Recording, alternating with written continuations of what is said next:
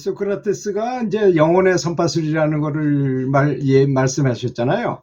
근데 그걸 꼭 무슨 3단 6법 뭐 무슨 말하는 방법으로 자꾸 생각을 하는 경향이 있어요.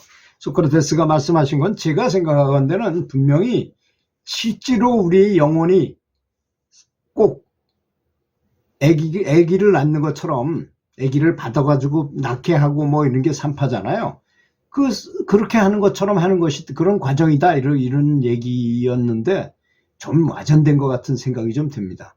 하여튼 출산 과정 동안 아기는 어머니의 자궁 속에서 그 좁고 뼈가 많은 그 부분을 비집고 나와야 되잖아요.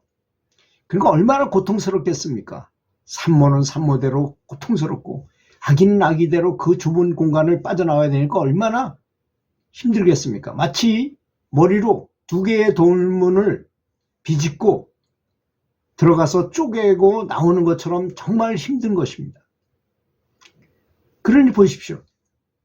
때가 되면 자그만 아이조차 10달이 되면 그렇게 돌파해가지고 나가야만 하는 것입니다. 꼭 마치 누에고치를 스스로 만들어가지고 그 고치 안에서 자기 나름대로 고련을 하겠죠. 그래가지고 때가 되면 또 그 누에고치를 뚫고 그 뚫기가 얼마나 힘들겠어요. 뚫고 나와야만 전혀 그 전에 있던 누에는 어디 가는 거 없고 아름다운 나비로 완전 다른 것으로 우화한다는 것이 아니겠습니까? 이것이 바로 자연계에서 보여주는 우리의 깨달음을 말하는 것입니다. 원래 공기도 없고 자궁 속이라는 게 공기도 없고 햇빛도 없고 물질적인 접촉도 전혀 없는 어머니의 자궁 속에서 완전히 물고기처럼 살고 있었잖아요. 근데 태어난 후에는 모든 것이 정반대인 거죠. 아가미 호흡처럼 하고 있다가 여기는 허파 호흡, 폐호흡을 해야 되고 완전히 다른 세계 속에서 살아야만 하는 것입니다. 그러니까 애는 할 수 있는 방법이 뭐 우는 것밖에 못 하잖아요. 배고파도 울고 괴로워도 울고 힘들어도 울고 우는 것으로 표현해가지고 날 좀 봐달라고 한다는 것입니다. 근데 애가 태어나서 전혀 돌봐주지 않고 가만 놔두면요, 이 세상은 엄청나게 나쁜 곳이라고 생각하게 된답니다. 그래서 걔가 범죄자가 될 가능성이 아주 높대요. 세상이 원래 나쁜 곳이라는 인식이 딱 박혔기 때문에 그렇다는 거죠. 그래서 애가 태어나면 아주 굉장히 정성을 다 들여서 부모들이 잘 키우고 있잖아요. 그렇게 하는 것이 지극히 정상인 것이죠. 이런 것처럼 이 명상하는 것도 명상 수행, 여러 가지 수행들은 모두 다 그렇죠. 그렇게 어려운 순간이 오게 됩니다. 생사현관이라는 그런 우리는 영혼은 비닐막 같은 데 이렇게 들어가 있다 그래요. 근데 그 생사현관을 뚫고 나오기만 하면 깨달은 사람이 되는데도 불구하고, 그리고 이제 명상 중에 가끔씩 느껴질 때가 있어요. 그 비닐막 같이 느껴지는 그 막이. 근데 쫙 나가면 신축성이 굉장합니다. 당장 뛰어나갈 것 같은데도 안 될 때가 있어요. 참 어렵죠, 그게. 그래서 그것을 극복하기 위해서 우리는 전심전력을 다해야 됩니다. 그래서 온 마음을 다하지 못하고 하다가 중지하면 언제 그걸 뚫을 수 있겠습니까? 아기가 아마 어머니 자궁 속에가 좋다고 그래서 안전하다고 그래서 거기만 매달려 있고 나오기를 거부한다면 어떻게 되겠습니까? 그것이 그 아기를 위해서 좋겠습니까? 그 환경이 친숙하고 안전하고 편안하고 따뜻할지라도 그는 거기서 자랄 수는 없는 것입니다.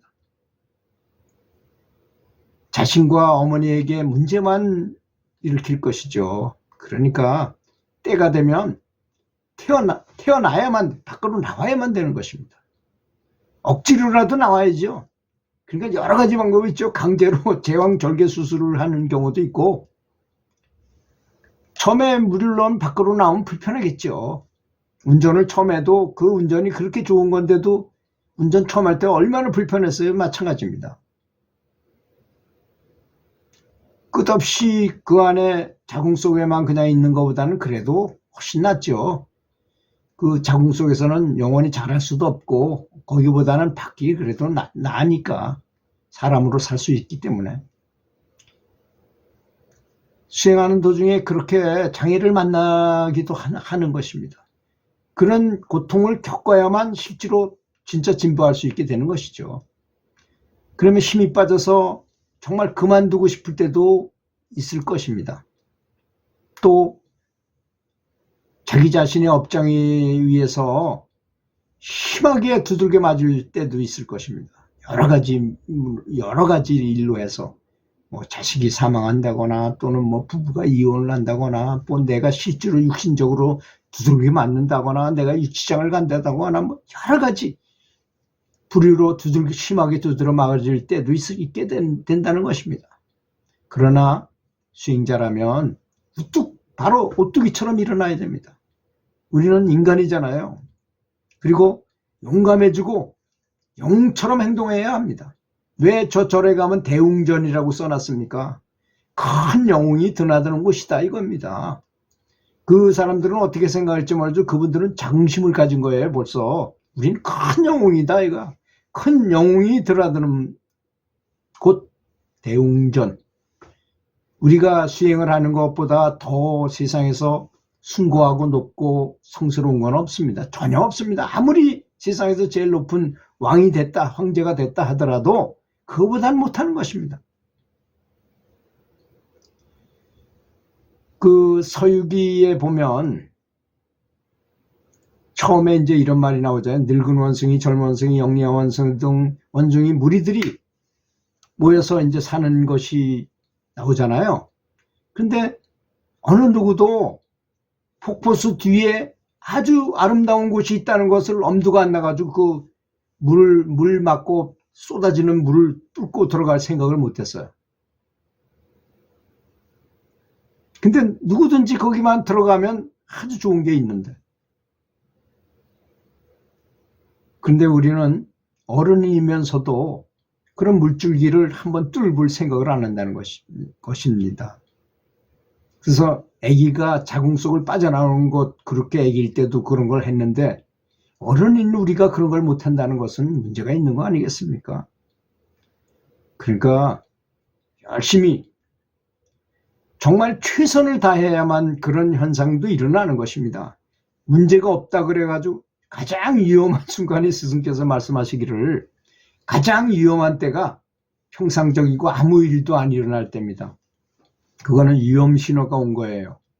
내가 지금 고통 속에 있으면 기도도 하고 뭐 명상도 하고 정말 분투를 하게 될 것입니다. 그때는 정말. 그래서 배고프면 발도심한다 그랬잖아요. 배가 불러보십시오. 편안하고 행복하고 그냥 거기에 젖어가지고 그냥 세월 흘려보내고 마는 것입니다. 너무나 안타까운 거예요. 그것이. 정말 인간으로 태어났다는 그 영광을 그대로 버리고 마는 것이다 이거죠. 너무나 안타깝잖아요. 그게.